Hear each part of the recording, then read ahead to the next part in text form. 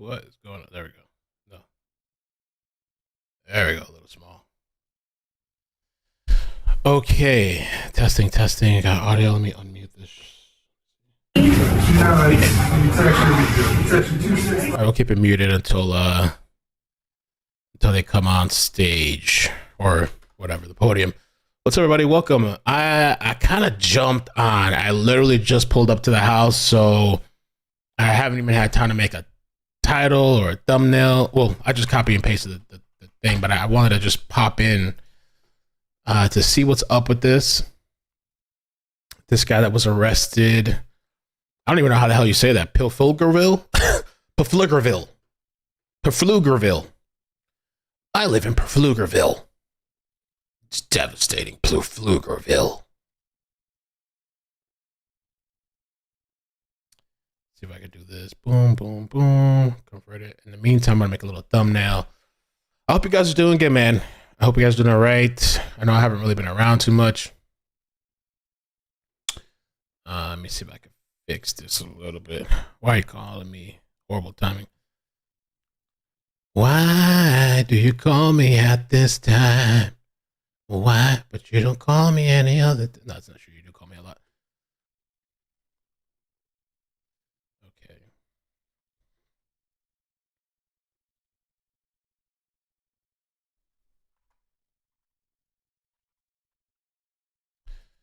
How you guys doing, man? Apparently, too, last night there was or yesterday there was a shooting in Hollywood, Florida. They had this in downtown Hollywood.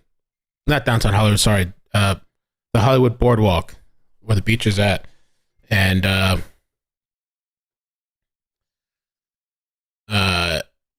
was like, I don't know, 7, 8, 9 people shot. I got to take a look at it. I actually thought about doing a video on it. Jamie says the P is silent and pointless. Pflugerville. Let me try to get a thumbnail. Sorry. I literally just ran in here. Like I was out. I ran inside. So thank you for the person that tagged me on Twitter. I ran inside and I was like, I want to see what's going to happen. What's up with this? This guy, he was arrested for like stabbing somebody.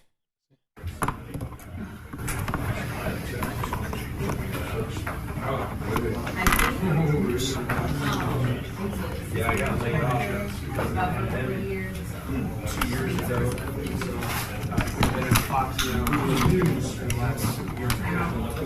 They're still setting up. Pflugerville. Flaggerville. Let me see. I don't even know how to make thumbnails anymore. Forgot.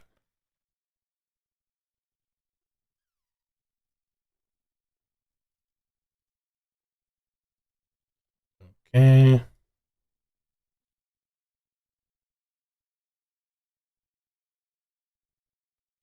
Let's just throw this together for now. Suspect. What's that, John? Okay. Test 1 2 test 1 2 3 test 1 2 3 4. Great, sir. Okay. You guys got your white balance already? Did you guys get notifications for this live, man? You guys got notifications? Is that shit working?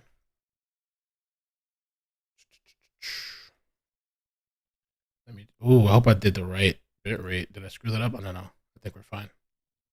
Okay. This is all part of the test, too, to see if when we start a trial again, it will be multi-stream with no issues.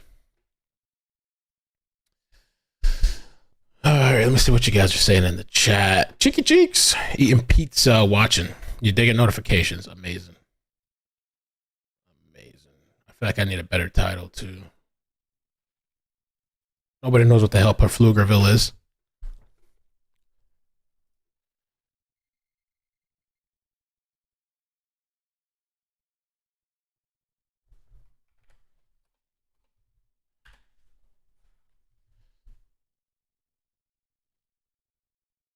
They say the P is silent. You know what? I prefer to pronounce it with the P. I want to pronounce that shit with the P. Pflugerville. Whoever put that shit in there. Fuck them. They're saying it's supposed to be Pflugerville. Nah, I'm going to call that shit Pflugerville. Fuck it. Disgrace the name. Suspect in man's death arrested. Connected to multiple murders.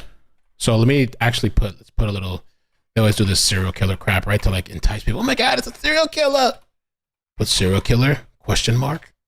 Suspect in man's death arrested connected to multiple murders. Okay. This could be interesting. So in the meantime, too, let me try to pull up this, let me see what we got going on.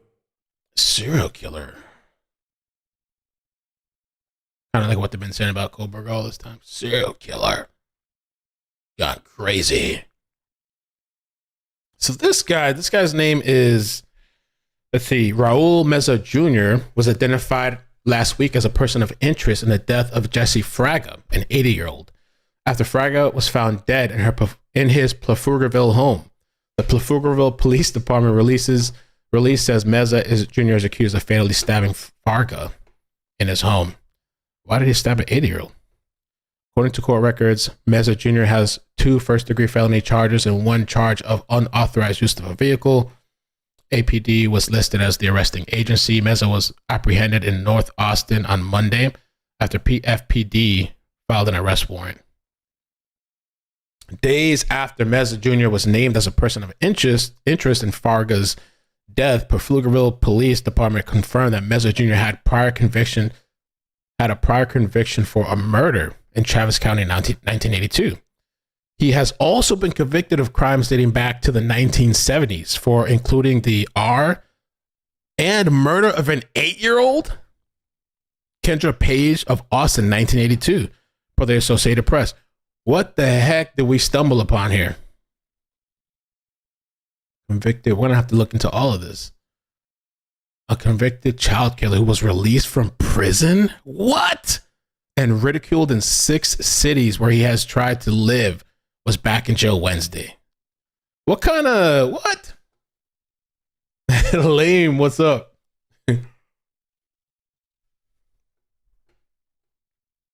Nah, man, we're gonna I wonder what kind of city that is, Pflugerville. Pfluger, Texas is so big. There's a bunch of places I've never heard of. Pflugerville. It's a city in Travis County, Texas, United States, with a small portion of Williamson County. The population was 65,191 at the 2020 census. Here we go. Let's get it.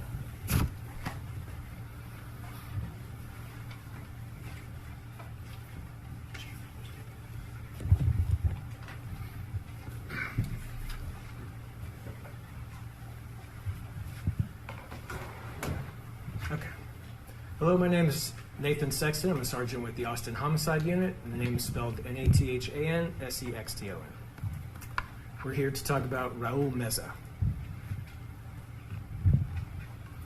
On May 23rd, the Pflugerville Police Department had put out to the media that they were looking for Raul Meza in connection with the murder of 80-year-old Jesse Fraga, who had been murdered at 706 Campfire Trail.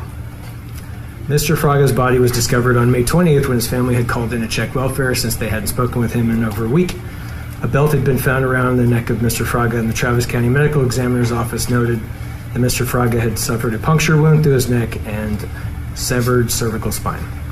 During the course of the investigation, the Pflugerville Police Department had found that Meza was also Mr. Fraga's roommate, and Meza had become a person of interest. They also noted that Meza had been convicted of homicide in 1982.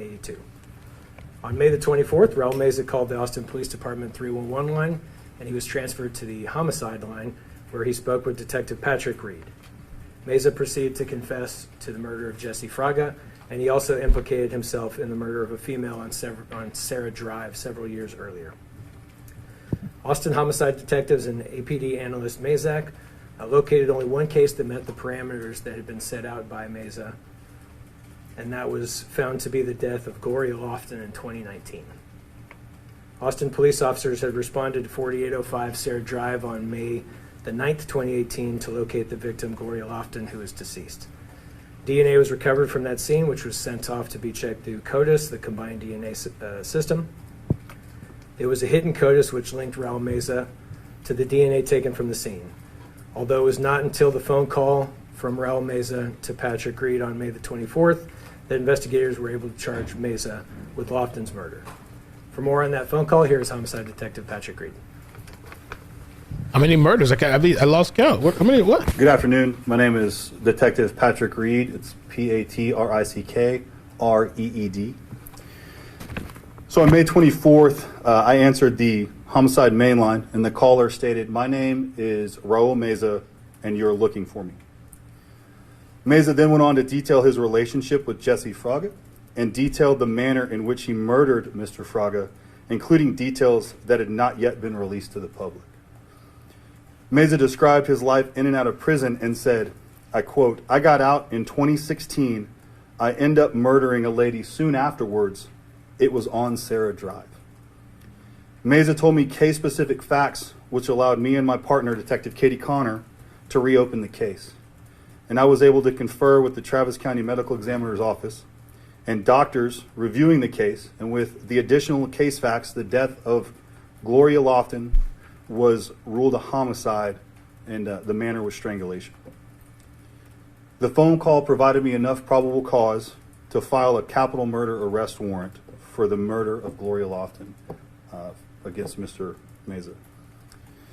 We then coordinated with the Pflugerville Police Department and verified the information provided by Mr. Meza matched the case facts of their investigation.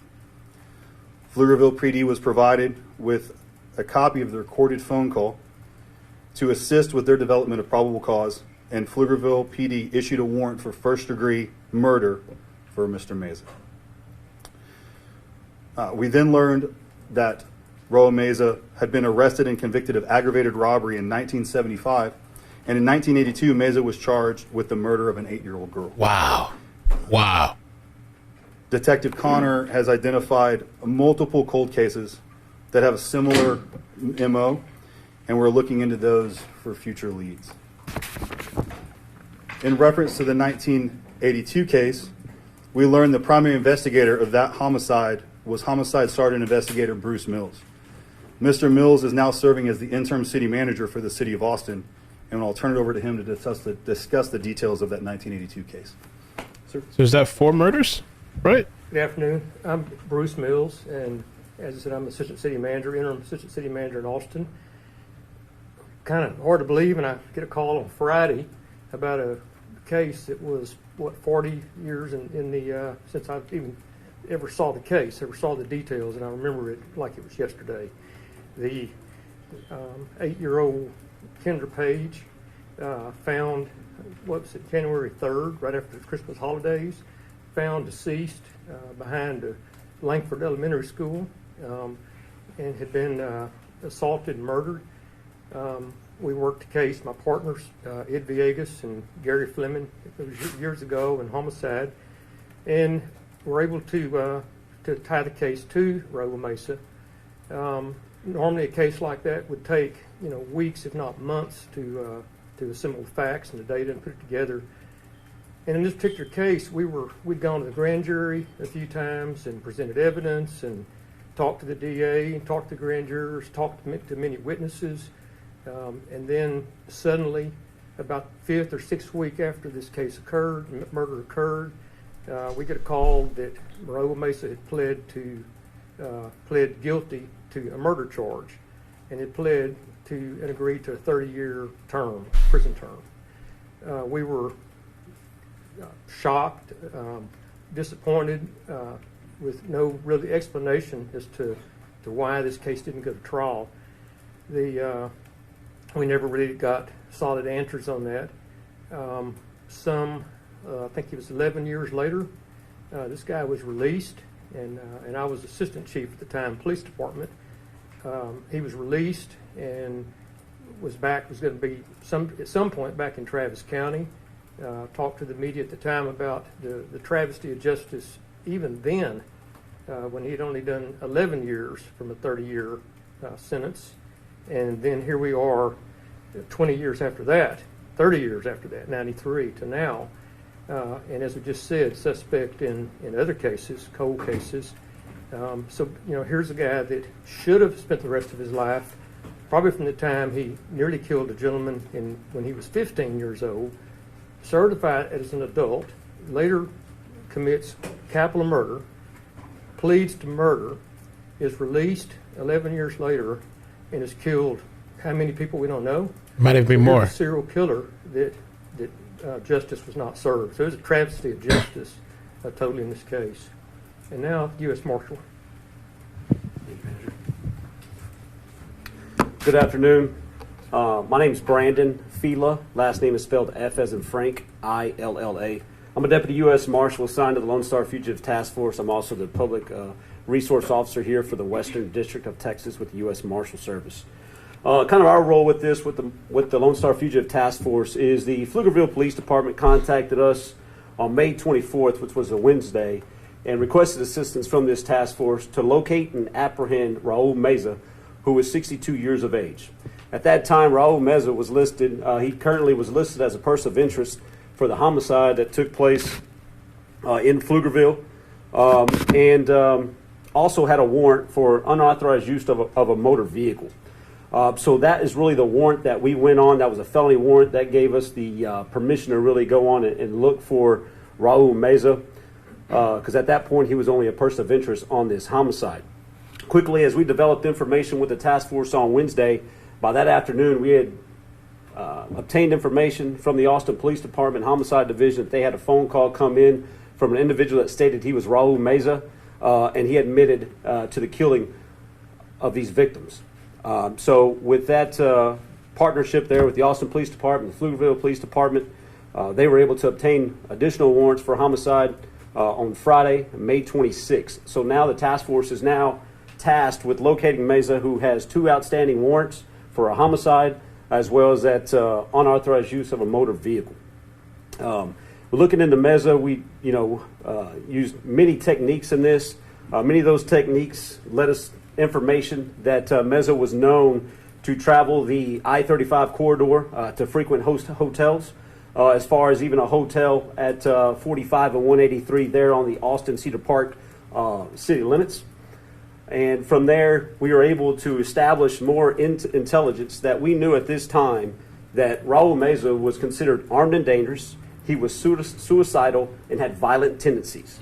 And that's exactly what this task force is here to do with the strong partnerships that we have with cities such as the Austin Police Department. So we go into the cities here in Austin, for example, and we go after the worst of the worst. And we list Raul Meza as one of those individuals. We knew from an officer standpoint that this individual was probably likely armed, and our first concern here was to protect our community. And to speak about that is important to note that this past weekend, Memorial Day weekend, we had numerous officers with the Lone Star Fugitive Task Force, numerous men and women that forfeited their leave. They forfeited their holidays, which, some people had vacation planned, or barbecues and outings, and those individuals stood ready all weekend and worked expeditedly. Like I said, this was old-fashioned law enforcement work, going door to door, going hotel to hotel, receiving intelligence by tips that are coming in, to be able to sit at an establishment of some type of business, go through video footage where we were able to finally get on the trail of Meza. The task force was able to apprehend Meza yesterday evening. I guess it was about the 8:30 at night. There at the corner of Palmer and Lamar. And let me give you that exact address. That exact address is at the 12400 block of North Lamar Boulevard. He was arrested without incident. Like I said, this was an investigative techniques that led us to this area. We conducted surveillance. We observed Meza there in the area. He was there talking with a crowd of transients at a bus stop, and he was on a bicycle, and that is the intel that we believed he was going to be traveling with anyway. It was some type of bike or ride-share program. But I think it's important to note that this task force strives and dedicates their time as well to when we go after the worst of the worst, because this individual here on his search incident to arrest, he had a bag with him, and in that bag contained zip ties, duct tape, flashlight, and a 22 caliber pistol with additional rounds in that bag. But I think the men and women of this task force really did things. They slowed it down. They did as safe as possible to where we could bring him before justice. And with that being said, when we bring before justice, we also want to keep the victims and the victims' families in our hearts on this specific case as well. Thank you.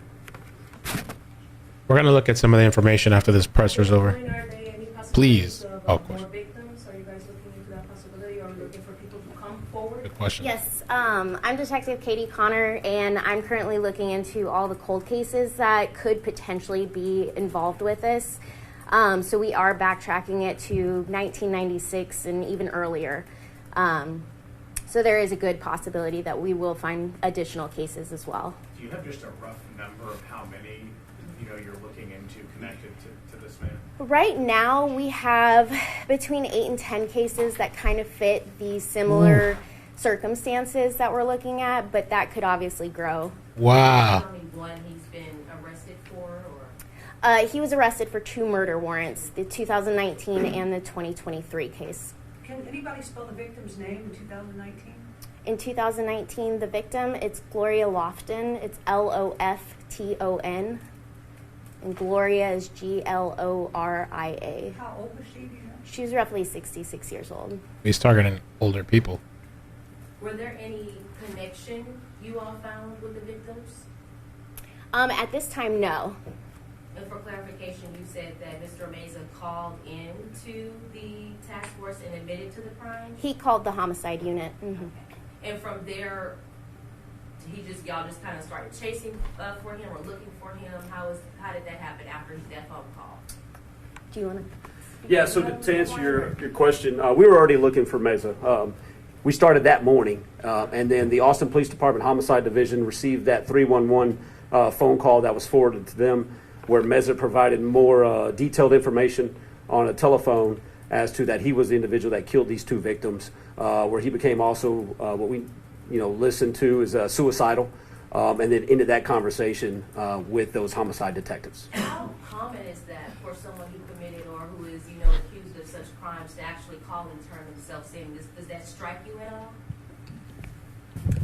Yeah, that's not very common at all. That's one of the only times I can think of that happening in the past 5-10 years. So it's pretty unique.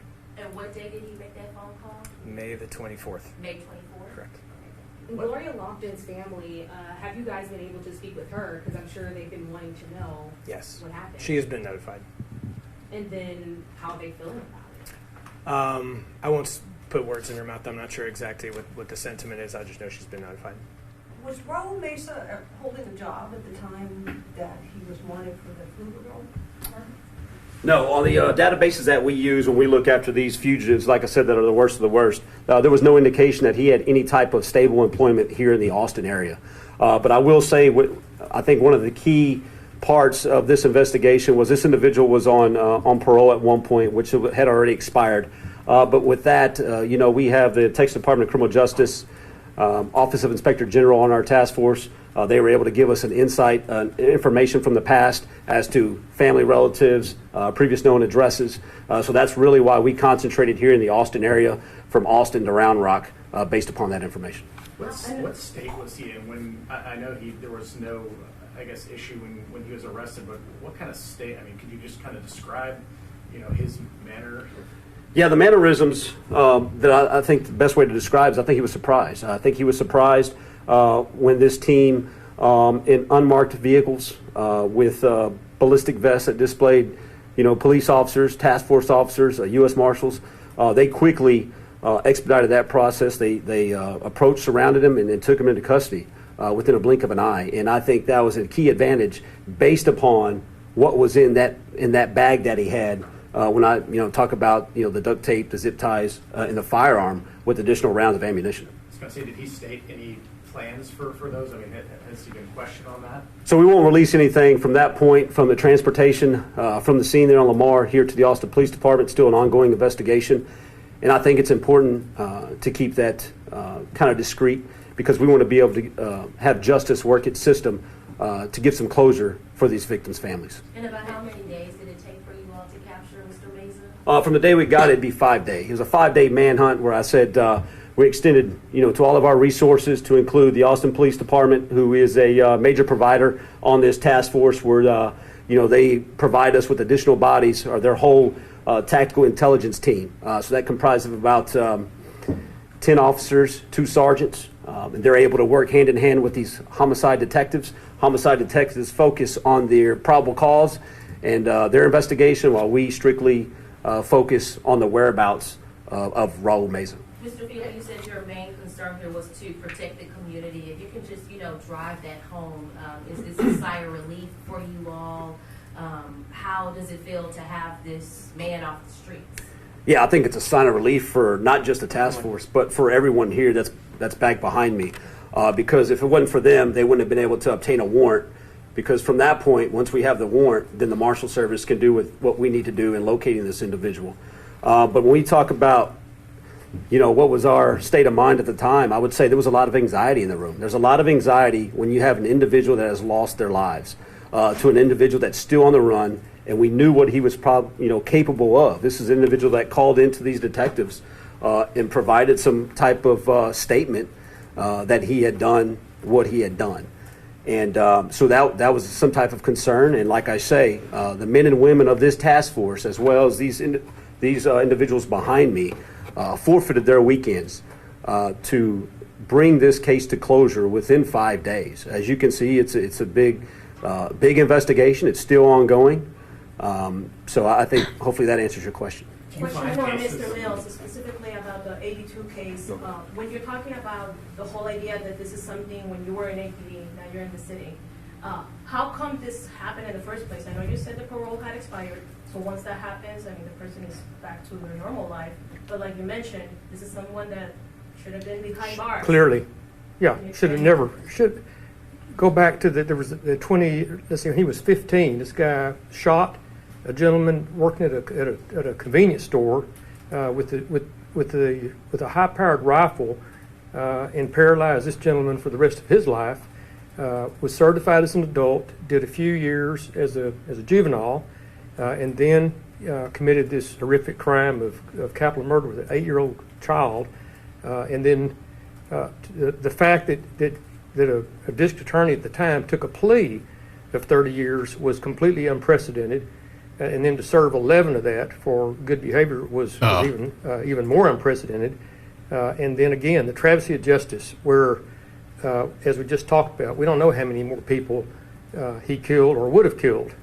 And so when you think of those victims and their families, because somebody made a bad decision 41 years ago and let this guy, for whatever reason, manipulate the system, and justice was not served.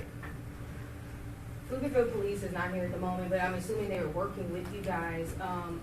I'm wondering why it took them 5 days to let everybody know exactly how dangerous this man was. Because in the original press release, it was just very basic. But then 5 days later, they let us know this man has already been convicted of murder, and you guys knew just how dangerous he was. So, I don't want to put exact words in their mouth because they are not here, but I know, obviously, when they had their initial information, it happened quickly and rapidly when we gathered additional information, and then we start backtracking.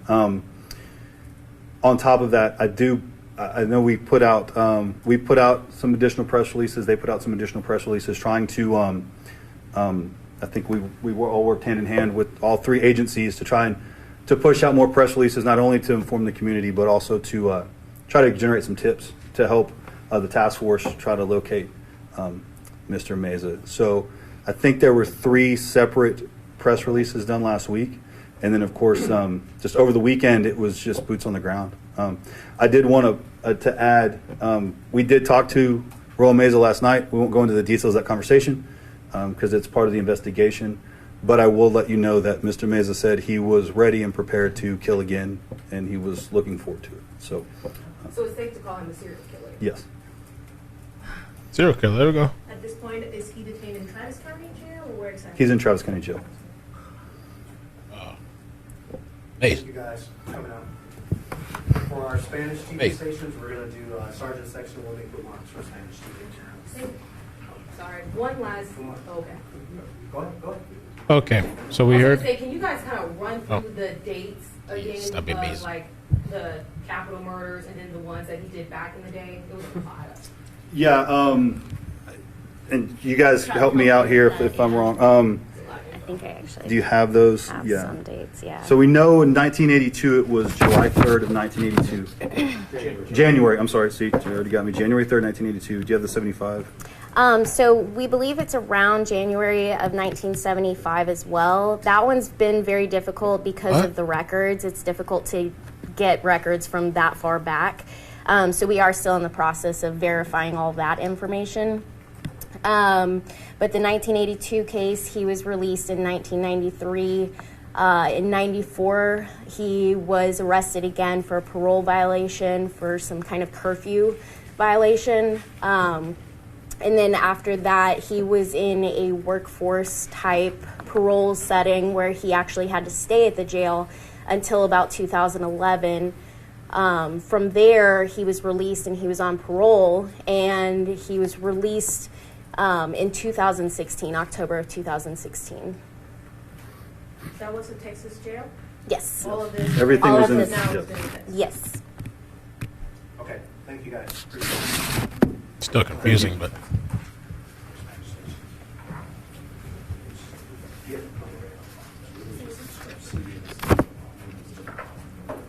Before you start, sir, because anyone needs to grab their mic, please do it now. Tenemos una audición can record, please, please, please. So that way I don't have to okay. So I have a couple of articles that I pulled up that we can take a look at. This is pretty big, though, and that they feel that there could be other murders. They don't know how many. It could even be more than the. I think they said they were looking into 10 other somewhat similar MOs, and that there could be more. This guy even being out is pretty crazy. Take a look at some articles.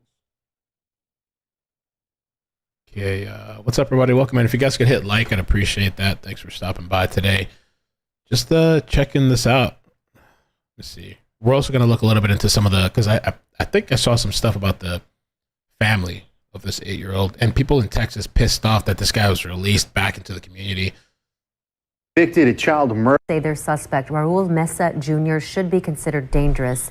Thank you for being with us tonight. I'm Britt Moreno. I'm Daniel Marin. Meza, a convicted child murderer, is now accused of killing 80-year-old Jesse Fraga. Now take a look at Meza's picture. Police and the Lone Star Fugitive Task Force are still looking for him tonight. Meza's prior conviction was for the 1982 murder of an Austin third grader. So why was Meza out of prison? KXAN's Mercedes Hernandez takes an in-depth look at the timeline leading up to his arrest, I should say to his prison release 7 years ago. Convicted murderer Raul Meza. Raul Meza. Raul Meza. Raul Meza Jr. It's a name that's been heard in Austin before. And for Tracy Page, it brings back painful memories. Here's the last pictures we got of her. This is the family of, I believe, the 8-year-old? Kendra Page is the 8-year-old's name. This box holds decades of newspaper clippings, records, and letters of sympathy. Their condolences her family received after her sister Kendra was murdered more than 40 years ago. The 8-year-old's body was found behind a trash dumpster. She'd been raped and strangled. It makes me watch behind my shoulder. I was very cautious with my girls. Wouldn't let them out of my sight. Meza was convicted and sentenced to 30 years for 8-year-old Kendra's murder. Her sister Tracy was just in high school. I was 15 when this happened. 11 years into Meza's sentence, he was up for parole. Citizens of Austin protested his parole in 1993, but he was released. A year and a half later, he was sent back to prison until 2002 for a parole violation, then transferred to the Travis County Jail. Page says her records show Meza completed his sentence and was released from jail in 2016. My dad did so much to protect people and to keep Raul Meza in, and now another family has to deal with this. Now that Pflugerville police have named him as a suspect in a murder last week, Page has even more questions. I think somebody should have contacted me. It just scares me. What if he lives next to a school? No, I don't think he should have ever been let out. In Austin, Mercedes Hernandez, KXAN News. And here is another recent look at Raul Meza Jr. Somebody hit me up and said that they spent the whole day last Friday with Raul before his last murder. Damn. I hit them up to see if they want to talk. We could do it off air if you want to do it. If you want to give us, we could do a video too after the fact and a pre-recorded video, and we can talk about it if you want to.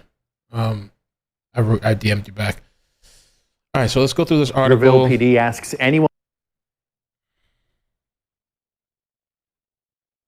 Okay. So a suspect in the death of 80-year-old Pflugerville man whose body was found Saturday is the same person convicted for R-ing and killing an 8-year-old over 40 years ago. And today in this presser, they've mentioned other people as well. I heard the name Gloria come up. I feel like I kept hearing Gloria. I don't know where they got that from, but that must be another person. I already forgot what they were saying about Gloria. I don't see any articles about it. The Pflugerville Police Department sent Tuesday a press release saying Pflugerville PD investigators identified Raul Meza Jr. as a person of interest in the death of Jesse Fraga, 80 years old. On Thursday, it identified him as a suspect and said it was actively searching for him. It noted that he has a prior conviction for a murder in Travis County in 1982, and his last known address was within the city of Pflugerville.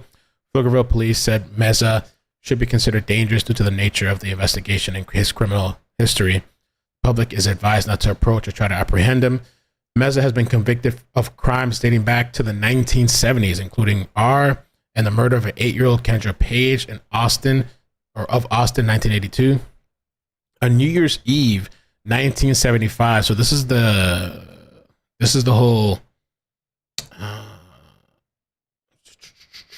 1975 that this lady was mentioning in the presser that they're trying to get the records of, but it's so far back. On New Year's Eve, 1975, 15-year-old Raul Meza Jr., along with 3 others, robbed an Austin convenience store. During the robbery, the manager was led to a walk-in refrigerator where he was shot in the back and left, according to court documents. The manager survived his gunshot wound and testified at Meza's trial. Meza received a 20-year sentence for his involvement in the robbery, but got out on parole, serving just 5 years. Holy moly. Thank you, I Lovely. I Lovely says Gloria is someone he confessed to in 2019. Ooh.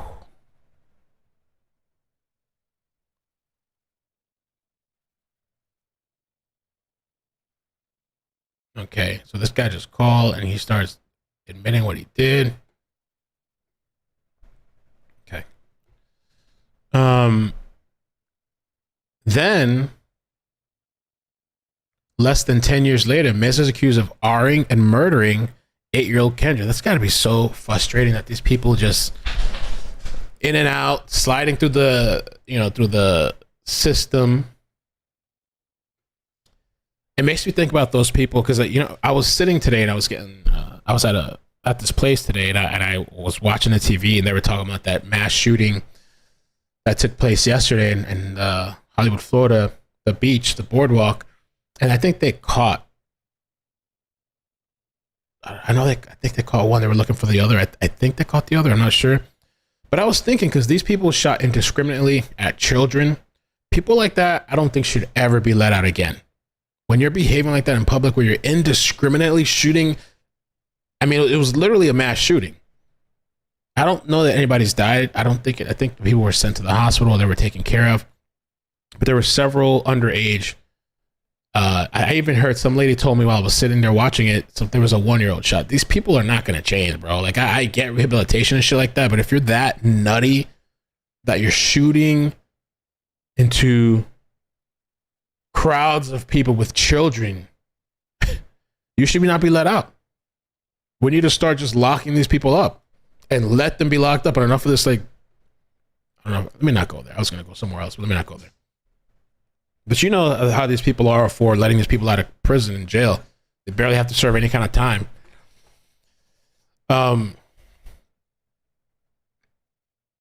Okay. So convicted of crimes dating as far back as 1970s, including the rape in the 1982, the R. 1975, he does a robbery with 3 other people at an Austin convenience store. The manager was led to the walk-in refrigerator. They shot in the back and left, but the manager survived and testified. He got a 20-year sentence for his involvement in the robbery, but got out in parole just 5 years later. Then less than 10 years later, Meza was accused of R-ing and murdering 8-year-old Kendra Page while still on parole for the aggravated robbery. Her body was found in a Southeast Austin elementary school dumpster. Like the way he discarded this girl, right? In a dumpster. January 3rd, 1982. Meza was convicted of murdering Page and sentenced to 30 years in prison, but just served over 11. In 1993, after accumulating enough good behavior credit, Meza was released on parole, per New York Times reporting at the time, but people in Central Texas nearly 30 years ago did not welcome his release. Correction officials tried to relocate Meza to 6 different cities, and everywhere he went, residents protested. That's the thing I was talking about. I had never heard of this guy. I had never heard of this story. They didn't want this guy back in the city. We'll take a look at this after, but let me see. I'm wondering, because I did pull up an article. There's some interesting stuff we can read in regards to this.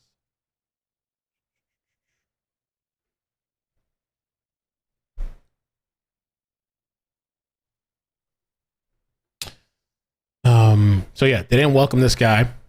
Correction officials tried to relocate Meza to 6 different cities, and everywhere he went, residents protested. Throw his ass out of here. After a year and a half of living free, Meza violated a term of his parole and was sent back to prison. Okay. He stayed in prison until 2002, when he was transferred to a minimum security wing of the Travis County Jail, where he remained for over a decade, per Fox News. Family of 1982 murder victim concerned. Inside a box in Tracy Page's home sits newspaper clippings, legal records, and photos of her late sister Kendra. This is the last picture we have of her, Page said. Page still lives in Austin, in the Austin area, and was just 15 years old when her sister was murdered. She said the years since have been hard for her family. That's what we just saw on video. Now a mother and grandmother herself, she said the circumstances of her sister's death made her even more concerned while raising her children. It makes me watch behind my shoulder. Page said, I was very cautious with my girls. Wouldn't let them out of my sight. And every time I heard Amber Alert go off, I just think of what happened. The news reached out to Page. Page said she was unaware that Meza was in Pflugerville area or wanted by police. She said she will still stay worried until he is found. This was before he was found. My dad worked to keep Raul Meza in, and now another family has to go through this. Page said, it just scares me. What if he lives next to a school? They never should have let him out. That is pretty wild, yo. Wild.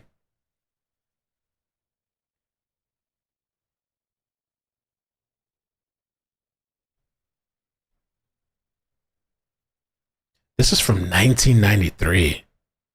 The school children are scared, their parents said. They're afraid that a man will jump from behind a tree as they walk to school. They know he once did something very bad. His name is Raul Meza, and he's planning to move to their South Austin neighborhood. Bro, this is from 1993. Since his release from a Texas state prison June 21st, Meza convicted killer of an 8-year-old girl has loomed large in the imaginations of residents in a string of communities. 6 times, state officials have tried to find Meza a home in San Antonio, Sweetwater, Mineral Wells, Wichita Falls, Baytown, and Uvalde. And 6 times, he has had to move or change plans because residents protested so aggressively. In a few days, Meza 32 is going to try again in Austin, the last place his critics thought he would settle. He is returning to his mother's home, to a street a few blocks from Dawson Elementary School, 2 miles from the spot where his young victim was tortured and killed, 4 miles from the house where her parents still reside. Imagine that shit, bro. Like, isn't that nuts? Like, if your child's killed, this murderer is like moving right back in the residence, just chilling, like back home and shit with his mom and stuff, right? Like 2 miles from a elementary school. He may arrive as early as Saturday to get the great alarm of his future neighbors. It does not matter to them that Meza has served the sentence prescribed by law. that he has taken computer courses and learned how to be a barber, that he says he no longer takes drugs or drinks alcohol and wants only to marry a longtime friend and make a new life. In their minds, he is nothing but the most heinous of criminals, a child killer. Please protect our children from the monster. Read a sign held by a father at a packed PTA meeting, hastily called Wednesday to discuss safety of the 529 Dawson students. The parents bombarded police and state officials with angry questions. How will Meza be supervised? Who can guarantee that he will never harm another child? Why not just lock him up for the rest of his life? To say he is so changed, what is the proof? Asked Jesse Navarro. I'm wondering too, all these people from back then, from 1993, all, you know, the community, people protesting, the multiple cities, state officials, all this stuff. I wonder what they feel today seeing this shit, right? Like the feeling of like, we've been screaming from the top of our lungs. We've been saying this for years. And he goes on to kill again, and maybe multiple people. Seems like multiple people. And they're looking into more.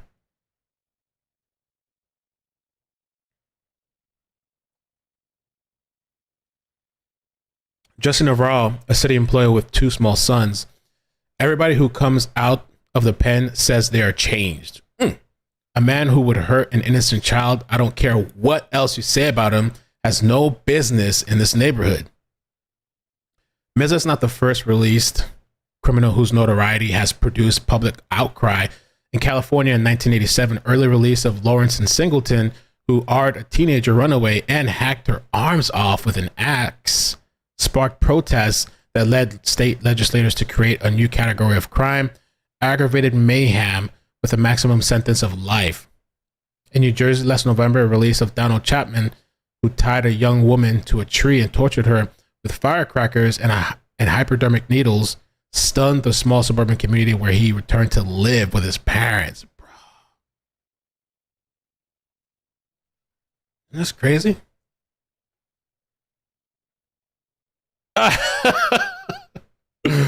Purple Coconut in the chat says, let me guess, he found Jesus.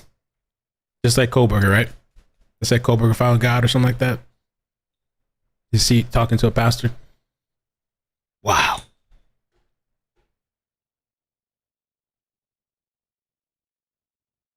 In Texas, which leads the nation in executions and takes a hard view of criminals, the Meza case has served as an example to many about dangerous flaws in the criminal justice system.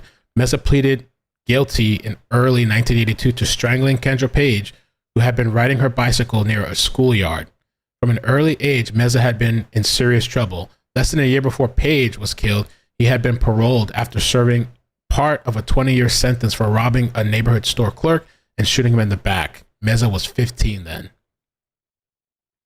Prosecutors in the Page case, convinced that they lacked evidence to prove Meza's guilt, were forced to accept a plea bargain, and Meza was sentenced to 30 years. Over the next decade, he was denied parole 7 times, but last June, state officials said they had to release him under a condition called mandatory supervision, which requires an electronic monitoring bracelet on his ankle. Time served added to good conduct time equaled his sentence. Thus began Meza's odyssey through halfway houses and temporary homes where residents greeted him with vigorous protests. They have kicked him in the butt from one end of Texas to the other, said Colin Aman, Meza's Houston-based attorney. He's done an excellent job of keeping his patients if anyone wonders if he's truly rehabilitated. That did not age well at all, huh? Another Texas story. But public hostility rose dramatically August 31st when Luis Castaneda Para, 83 years old, Meza's grandfather, with whom he was living on a Uvalde County ranch, swore out of a complaint saying he feared for his life. A parole judge ruled that Meza had committed no crime and that the family dispute was a misunderstanding. Damn, so his own grandfather made a complaint saying he feared for his life. I'm just wondering, like, all these people, I wonder if they're going to come forward now and kind of talk about the situation, especially if there's more murders linked to this guy. If the judge had ruled otherwise, Meza would have been returned to a state prison. Currently, he's staying at a Uvalde County jail awaiting paperwork that would allow his return to Austin. Corrections officials who have failed to persuade another state to accept Meza say he has nowhere else to go. They cite a Texas law which took effect September 1st and directs return of parolees to their home communities whenever possible. The reasoning behind the law was that some cities were receiving a disproportionate number of convicted felons. None of the state's arguments, however, have convinced the angry Dawson parents. In a curious twist, they often spoke harshly to Donald Page, the father of Kendra, who tried to urge them to consider Meza's rights. "We're at a crossroads, me and Mr. Meza," Page said in a quiet voice. "I can no longer push the issue of him not being here. He has his rights. It's scary. It's hell on a person to go through this, but he's going to be here, and there's not a thing I can do about it." Page's gentle approach, however, did not dissuade one parent from making a topical suggestion about Meza's next stop. "I think he should be sent to Somalia." Oh! Maybe we should just ship him overseas. Can they do that? I don't know if they can. I mean, there's a lot of people that want to be here and would love to be here. We just ship them? No, we can't do that. That's only for people to do that to us. We can't do it to them. It's okay to do it to us. We can't do it to them.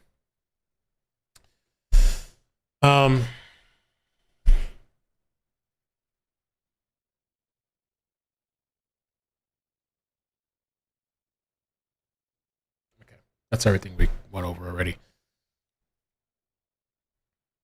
What a jacked up story.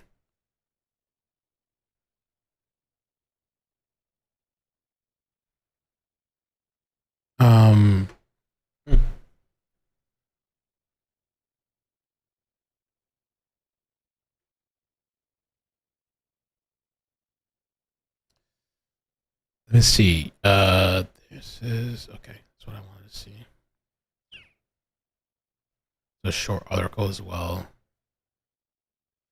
This is from 2010. This has been some shit ongoing for years. I mean, obviously, but it's been years. Like, I mean, there's articles over the years talking about this crap.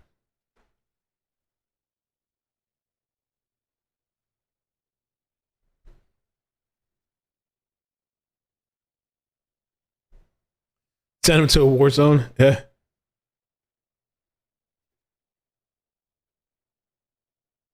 Yeah, I believe it's 62.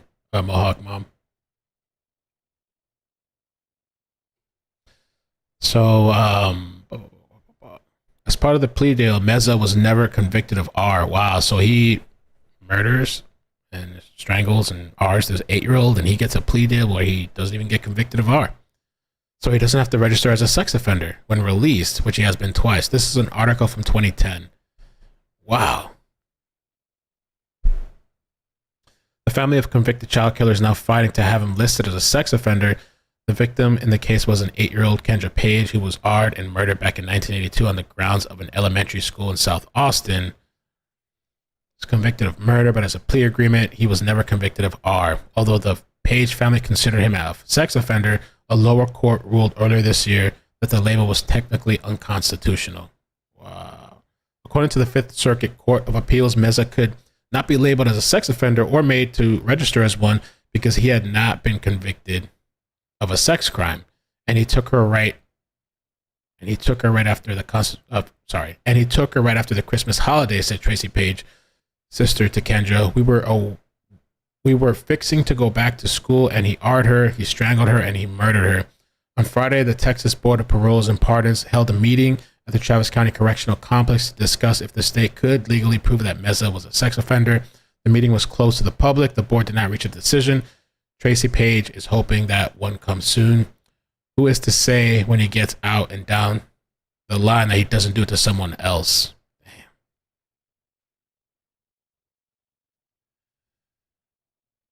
Wow. Well, the other thing I want to kind of look at real quick. Let's see if we can take a little.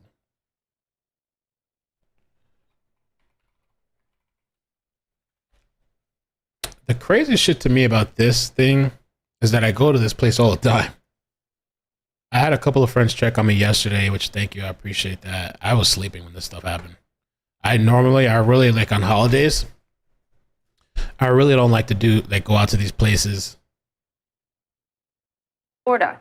Police say that a fight broke out around 7 p.m. last night, and witnesses describe seeing people running for their lives. Today is the 150th day of 2023, and so far, the U.S. has suffered 263 mass shootings. 327 people have been killed in those incidents. Both those figures are the highest ever recorded this early in the year. So CBS News national correspondent Manuel Bojorquez is in the city of Hollywood, north of Miami, with more on this latest shooting. Good morning. The Memorial Day holiday meant there were thousands of people out and about along this popular stretch of beach. Now it's a crime scene. The packed Hollywood Beach Broadwalk turned. So Hollywood Beach, they have like a camera there that I think it's always live. So this is the actual camera. It's on. I think it's on YouTube. There's a lot of places that have this. I know California has like a camera on the beach too. I mean, this area. Well, I've been to this area so many times. Into chaos on Memorial Day, sending beachgoers running for cover after this ice cream place. I've gone there with Maddie to get ice cream before. That's so creepy. And I've eaten at this place right here. Several times. The sound of gunfire rang out. I heard several gunshots, seen a crowd of people running through here, and then we heard like 3 more shots down the street. 4 victims, including a teenager, and they keep hearing gunshots. Police say this is right here. This is Margaritaville. I've stayed at this place once, and then this is like the water area. There's like a surfing thing here too, right there. I've gone on that multiple times. Like sometimes I'll be on the beach and I'll be like, you know what, let me just go have some fun. And you pay like, I don't know, however much time you want. It's kind of fun. And this little area too is pretty cool. Like if you're at the hotel, you can actually, I think you can get a pool pass, but like they have food and they have drinks. You could just come to this if you want to be off the beach, more private. Just spend the day there. First 911 calls came in just before 7 p.m. after reports of gunshots that started as a fight between 2 groups. To have people in complete reckless disregard of the safety of the public and to have an altercation with guns in a public setting with thousands of people around them is beyond reckless. He's more serious. Video of the moments after the shooting captured a chaotic scene of multiple injured people lying on the sand as first responders tended to their wounds. 9 people were transported to local hospitals, including several children. The youngest, the lady told me there was a 1-year-old. Just 1 year old. Mm-hmm. I saw a young man who was on the ground bleeding, and they were applying pressure to try to prevent the bleeding. I also saw a lady that was very upset. I think she had a wound to her leg. Police say they have 1 person of interest in custody, but they are still looking for another suspect. It's unfortunate when we have law-abiding citizens come to our beach to enjoy the day that gets disrupted by a group of criminals who engage in this type of violent activity. Of the 9 victims, 1 was taken into surgery. The others are said to be in stable condition. So I wonder what it was. There was an altercation between 2 groups around 7 p.m.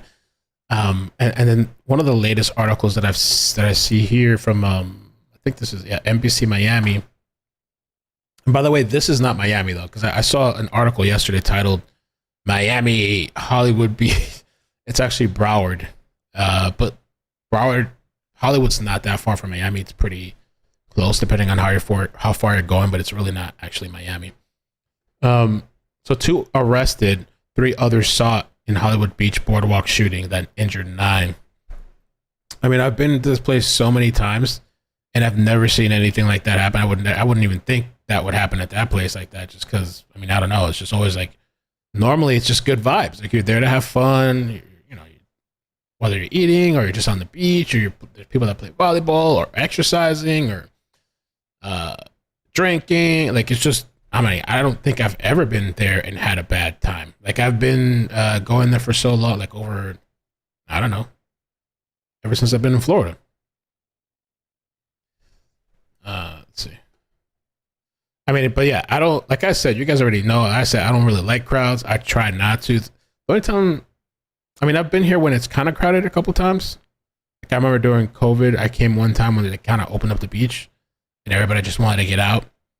But like holidays, normally I try to avoid this crazy insanity shit. It's just too much. 9 people were injured, including several children, after an altercation ended in gunfire. We have team coverage this noon. Our Heather Walker is standing by at Memorial Regional Hospital checking in on victims. I used to work at that hospital. But we're going to begin with Amanda Placencia, who is live at the scene with new details for us. Amanda? Yes, Shelley, and yesterday. See this right here too. I used to I don't know if I think they still do. They used to do like shows here. And sometimes on certain days, like this area here will be full of chairs and all that stuff right there, and you can sit down, and it's usually like a free show. I've been there before, free shows. Yesterday's shooting was just upsetting and terrifying as people ran for their lives just as they were simply trying to celebrate Memorial Day weekend here at the Hollywood Beach Broadwalk. Now, 9 people, including 4 young kids, were rushed to the hospital, including Joe DiMaggio Children's Hospital. And here is a look at the scene right now. A very different scene from yesterday, but you still see a police presence in this area where this happened around 7 p.m. yesterday on Johnson Street, just north of Margaritaville and the Bandshell. Now, new surveillance video shows parts of that scuffle and then the frantic moments as everyone scatters immediately after the shooting. You can even see what appears to be 2 guns on the ground. Police say this started as a fight between 2 groups, and then shots were fired into the crowds. Police have detained 1 person so far. You can see the gun here. Let me see that real quick. You can see the guns on the floor. These people are just reckless as fuck. Ground. Police say this started as a fight between 2 groups, and then shots were fired into the crowds. Police have detained 1 person so I've been through all these little spots. It's crazy. far. Now, cell phone video from a witness also shows the emergency response to the aftermath. You can see paramedics tending to multiple people with some serious injuries there. Now, the mayor of Hollywood condemned the violence yesterday, and we spoke to witnesses who described hearing the gunshots and seeing waves of panic as people started running. Police scanners also recorded some of the chaos. We keep getting calls. It's like an active scene apparently. I don't know if it's an active shooter, but I hear the calls coming in. I heard like 3 gunshot sounds, and I just seen like a wave of people just running out, like screaming and running out. I started here 5, 6 shots, pa, pa, pa, and everybody started running, and I touched down on the sand. Now, right now, again, 1 person has been detained, but police continue to search for 2 people who they say were involved in this violence. So here are some new photos that police have released this morning. Police described one of the men as having dreads and was last seen wearing a short sleeve shirt and camo shorts. So again, they are continually searching for those people. Police are also asking anyone who may have taken videos, pictures, anything at all from the scene to give them a call or give them an email. More information on that and how to contact police can be. So, yeah, I don't know, man. I mean, you really can't go anywhere these days, it seems like, right? Until like enjoy yourself, have a good time, whatever. There's all kinds of... There's 2 men arrested. These are the 2 guys that were arrested. Scumbags.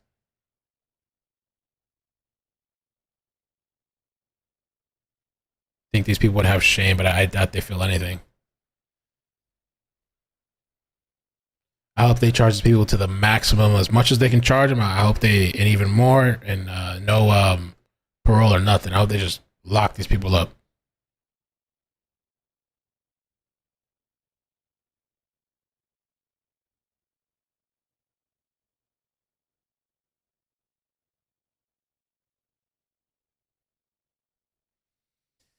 Yeah, I guess that's it, man.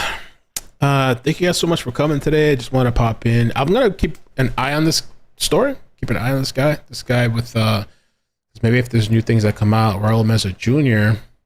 We can do updates with that. In the meantime, yeah, and I forgot what else is going on. I feel like there's been stuff I've been keeping an eye on, but I don't know. There was a story I was gonna cover too I didn't do the other day. A bunch of stuff, I guess. Oh, there's this other story too that I might take a look at. Somebody missing. Where is this? I don't know. Some woman, Nikki. I've been seeing it all over the internet. I haven't covered it, but we'll see. Also, I don't know what's going on.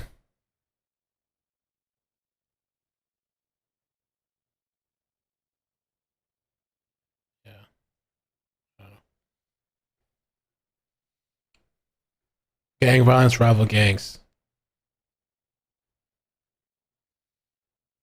You're over South Florida? No. But Cheeks, you're not even in South Florida. You're up north. Yo, CrimeCon's coming up. I'm excited for that. CrimeCon's coming. It's right around the corner. Time is flying by so freaking fast, man. And we got this, let me see. We got this dates. We got this Kohlberger thing coming up. Trial dates. Kohlberger dates. June 9th. Okay, June 9th. We got that coming up. Nothing on the wall, Carly. Nada. Nothing. I agree, Sand Beach. They got to make examples. Make examples, whatever crime you do, that's your favorite. Oh, that would be kind of dope. I don't know. If they can prove beyond a reasonable doubt, like for sure prove it. Oh, and Play, I'm going to check out your... What was that? I'm going to check out your email after. Again, I'm sorry for your loss. For Steve passing away. Okay, yeah, I see your email.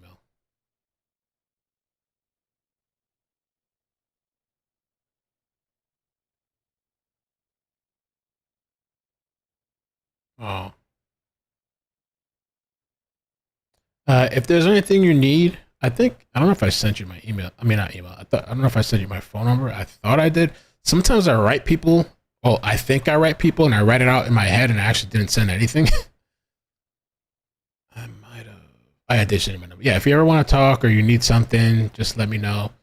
And I'll write back to your email after tonight.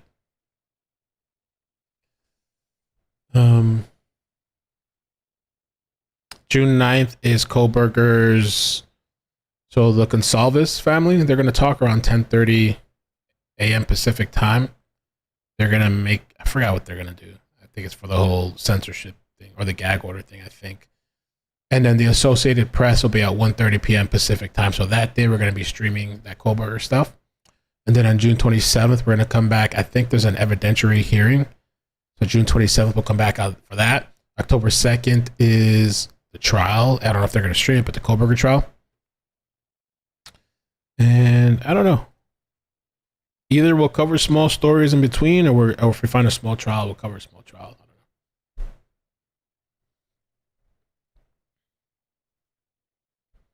I don't know. But yeah, it's just kind of crazy out there, man. All right. And I missed the chase last night too. There was a chase. I woke up. I was sleeping, and I woke up, and I didn't know what was going on, and it was already like over by the time I started it. And Maddie's doing really good too. She's doing the swimming stuff at school. She really loves it. I went the other day and I went again today. She's really enjoying. She wanted me to come watch her, so I went today.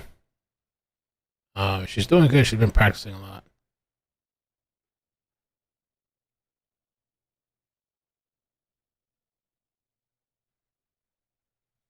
Also, this guy, I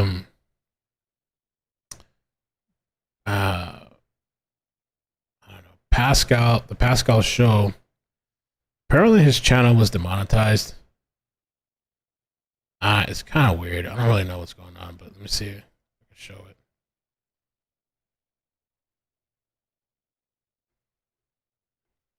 Let's see. I'll put the link if you have Twitter, if you want to go look at it or retweet it.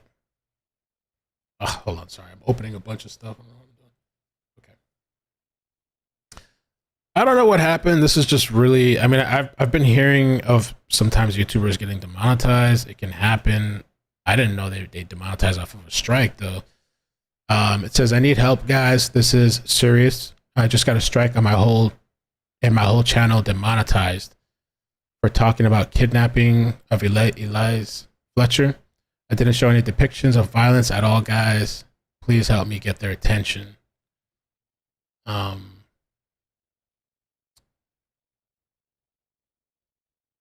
everybody chipped in. I just retweeted. If you want to retweet it or tag Team YouTube, I don't know. It's up to you. Maybe a retweet would be sufficient. So I sent an appeal and YouTube responded back within minutes saying I still violated the guidelines. I'm devastated. I mean, I've seen some of his stuff every now and then. I mean, it's hard for me to believe that this guy, because look at their response. Hard to believe that he would, they're saying like he incited violence or something. Where's it at? I saw one of the replies.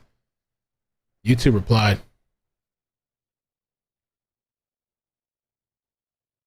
We took a closer look and found that the channel received a strike for violating our policies on violent extremism. I'm like, what? Channels that receive this strike won't be able to monetize again. That is, I never even heard of that shit before.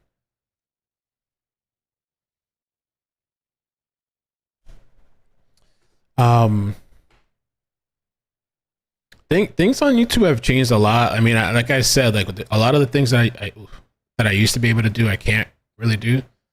You know, that's why even those Reddit videos, I have to kind of pre-screen, but I prefer not to even do it at all on YouTube because you don't know what's gonna pop up. And the thing is, it's like a lot of times the appeal process, so he said he appealed it. To me, it almost seems automated when you appeal it, like when the second review.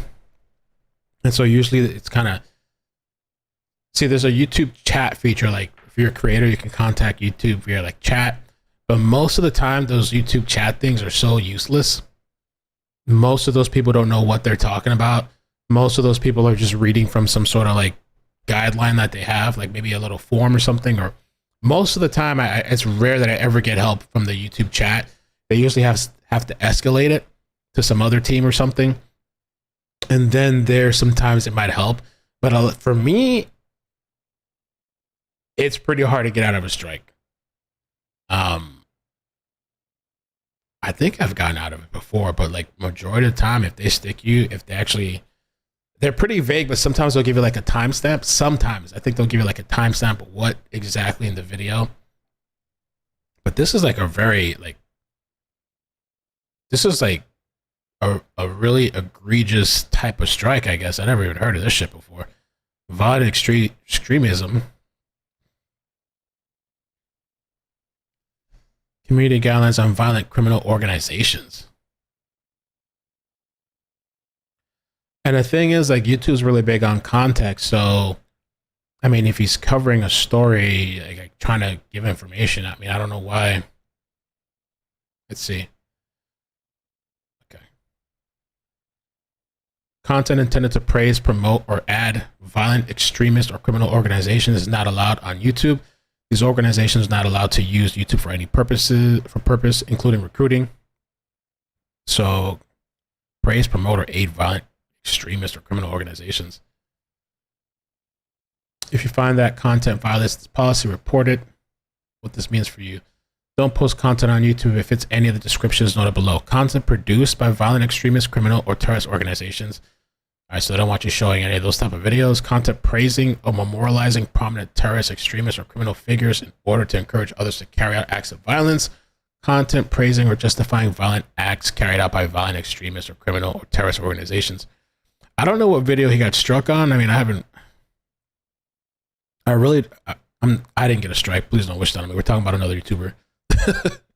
I wouldn't be here if I got a strike. I wouldn't be able to talk right now.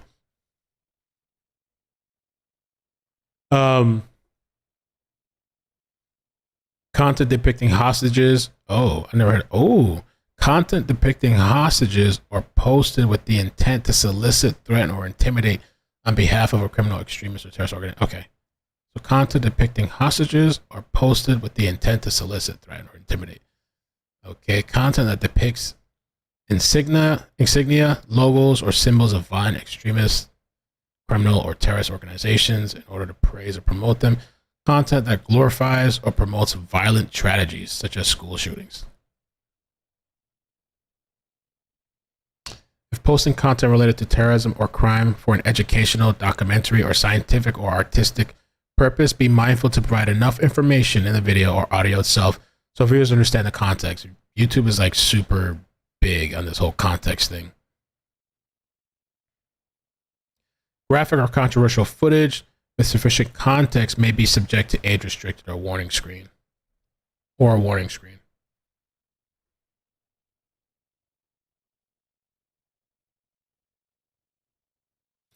This policy applies to videos, video descriptions, comments, even comments, live streams, and any other YouTube product or key feature. Keep in mind that this isn't a complete list. Please know that these policies also apply to external links in your content. This can include clickable URLs, verbally directing users to other sites in the video. And they even give some examples here. Raw or unmodified re-uploads of content created by terrorist, criminal, or extremist organizations, celebrating terrorist leaders or their crimes in song or memorials, celebrating terrorist or criminal organizations in songs, memorials, content directing users to sites that espouse terrorist ideology. I just lost my place. Ideology are used to disseminate prohibited content and are used for recruitment. Video game content, which has been developed or modded to glorify a violent event, glorifying violence against civilians, fundraising for violent criminal extremist terrorist organizations. Damn.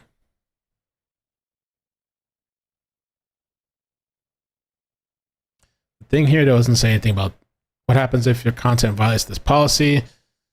We'll remove the content, send you an email, let you know.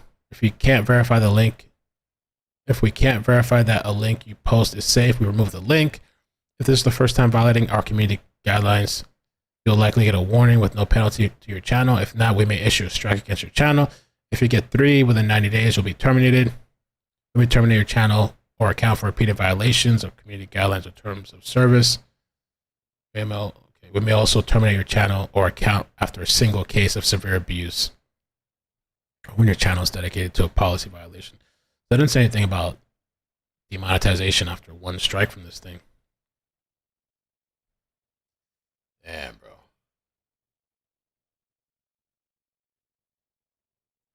I think I saw he did get a reply from somewhere that they said they were going to look into it again, but it could take a couple of days. So, I don't know, bro.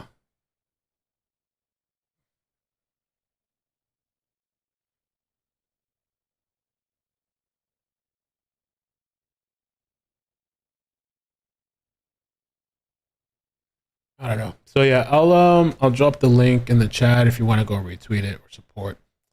And I don't know. It's just it's getting kind of crazy with YouTube. Got to be careful. That's why I've kind of started changing things. D-Line sent a brief description.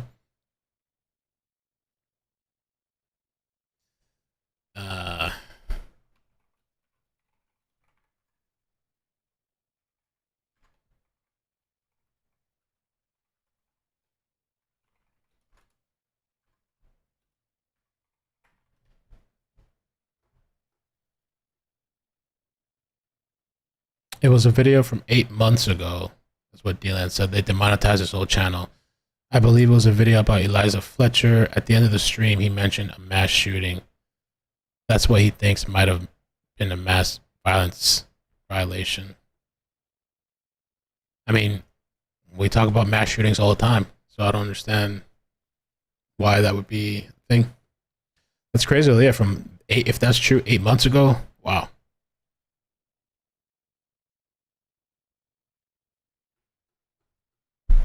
Hey, Ashley.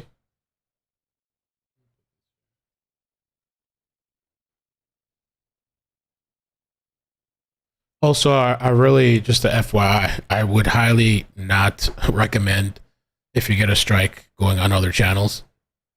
That's like a big no-no. I mean, it's really bad. I'd be really careful with that. All right.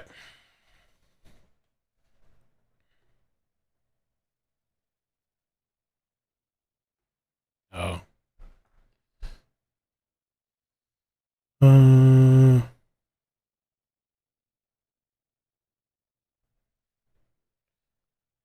right. Well, I guess I'm gonna get out of here. I put the link.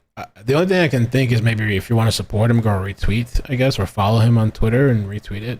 You know, I mean, I think YouTube is aware of it. They're re-looking at it again, and hopefully he gets that resolved, because that sucks. Yeah, being completely demonetized. It's kind of scary. He showed a video of the shooter walking around, but there was no violence. Yeah, that's weird. I don't know. we see that all the time.